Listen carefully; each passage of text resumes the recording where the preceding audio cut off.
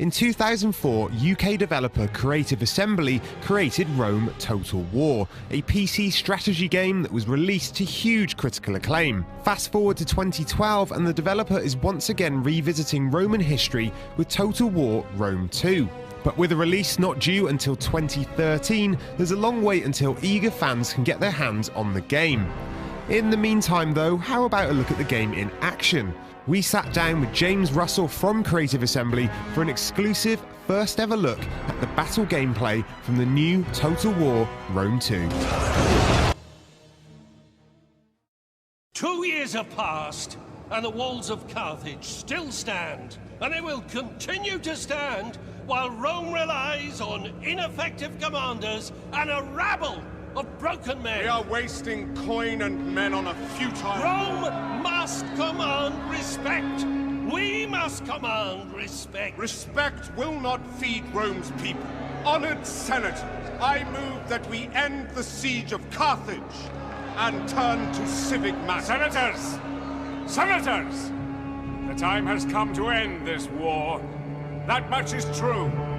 But end it with blood and fury and glory for Rome. What we're showing here is part of the siege of Carthage in 146 BC. The city had been under siege for several years, and we're going to see old Scipio's grandson, the young consul Scipio Aemilianus, command the final assault on Carthage.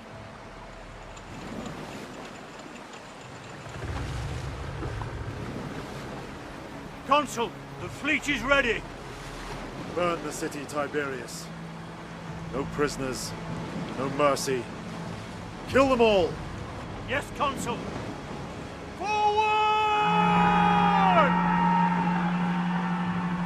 You know, we've got Scipio here commanding the Roman fleet approaching the beach. So you can see there the huge scale of the fleet, and the fact that we've got multiple ships per unit, which really adds to the sense of scale. And here's the Roman fleet approaching the beach. So this really showcases a new battle type, which is a combined battle. So you've got naval forces and land forces in the same battlefield. But not only that, you see the men on the ship disembark to fight on land. And so here they're approaching the beach, and they're going to disembark to join the siege. And the combined battles really add a load of gameplay in terms of, you know, cat and mouse around the coast and the defense of the beach versus the defense of the city. And we're really experimenting with different ways to make that gameplay work really, really well. So here you see the guys disembarking onto the beach. This is, you know, what we're trying to achieve here is get a real sense of almost a Saving Private Ryan of the ancient world. So we really want to get the camera down and get that sense of that darker vision of war, where you really make this human scale of battle come alive, and it's part of that darker vision of war, a more gritty, realistic feel to the way the battles work. Here you can see the shipborne artillery as part of another feature of combined battles. Obviously, you can have, you know, artillery on ships as well as on land, and these artillery pieces on ships bombarding the city. So, as I said, huge epic city environment there, because this is the capital city of your great enemy here, and we really want to make the city feel like it's been under siege for several years. So it's a kind of darker view of siege war. It's not, you know, a kind of fresh city that we've had before. It's damaged, it's worn, it's dark, it's smoking. We want to make this approach feel apocalyptic. This approach to the final battlefield for one of your great enemies. We want it to feel apocalyptic. So, you know, we've got these siege towers here. They're in place because, as I said, the siege had been underway for several years. But this is the final assault from a navy. So we're really breaking down the barriers between armies and navies, and that's obviously got a huge impact on the campaign map as well, because it means that navies here can attack cities.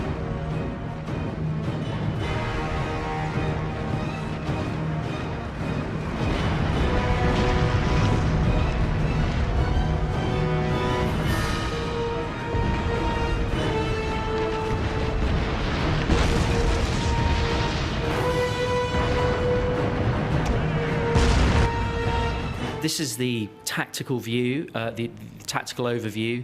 It really helps the player orient themselves in these larger city environments. We don't want the player to be controlling the game from this perspective. It's really an orientation tool. We want the player to be able to understand what kinds of, because there are very specific relationships in terms of, one particular unit might be strong against another unit, but not against the third type of unit. We want the player to understand what's going on the battlefield. We want the player, particularly in terms of, the spatial awareness. We want the player to be able to understand what's going on and see threats and where they're coming from, but absolutely not to control the battle from that perspective. So this is an example of our unit camera, and we're really experimenting with ways to get the player down into the action. Prepare for battle, men. Remember, we fight for Rome! Attack! Destroy them! Rome! Glory! But it's part of humanizing the combat and really bringing out the idea that these thousands and thousands of men, each one is an individual fighting his guts out. And so we've got things like facial animations, emotional interactions between men that really helps bring out that sense of warfare at the human scale as well as the ground scale. This huge city obviously has multiple capture points. That's something we haven't had before. Where previously you'd have a core battle for a central plaza, but Carthage here has several different capture points, and that means that the gameplay is completely different inside the city. You've got a much better sort of sense of cat and mouse because you've got a reason to have multiple breaches so that you can capture different points. The defender isn't just incentivized after a breach is made to pull back into the plaza and you get this kind of mosh pit. No, instead we've got real cat and mouse gameplay. You've got to defend multiple points. The attacker can do lots of different things. They can concentrate on one point or move to another when they sense weakness. Here you see the Roman fleet coming into the Carthaginian harbour. Again, the whole combined battles adds to that richness certainly in terms of a coastal city.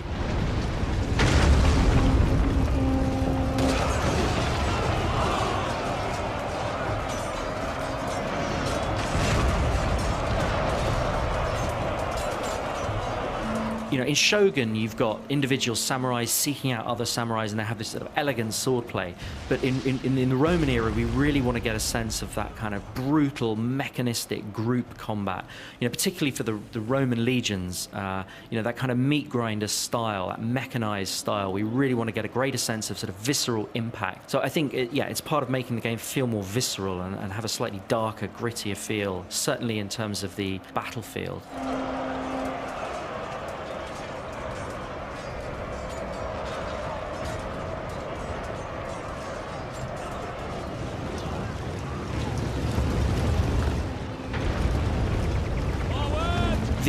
The Total War engine, over the years we've learned so much about how to get really optimize the performance in terms of being able to deal with thousands and thousands of men on screen at once, and the fact that when you zoom in you get a huge amount of detail. But we also want to make sure that the game, as well as taking advantage of the best that the most powerful machines have to offer, we also want to make sure that the game is playable on lower end machines too. So our goal is to make sure that the game has the same minimum spec as Shogun 2. Now we're going to do everything we can to try and achieve that. We can't guarantee it, but that is what we're trying to achieve. We're really pushing the look of the game, but this is super early code. We're way pre-alpha, and what that means is there's loads of features, not just in terms of the graphics, but also in terms of the combat and the animations that actually aren't in the game yet. So the final game is actually going to look way better than this. We're working our guts out on this game, and we're determined to make it the best Total War game ever. We've got a huge budget for the game, about 40% bigger than anything we've done before. So we're absolutely determined to make it the most epic Total War title ever. The bad news is we're not going to be releasing until the second half of 2013, so late next year.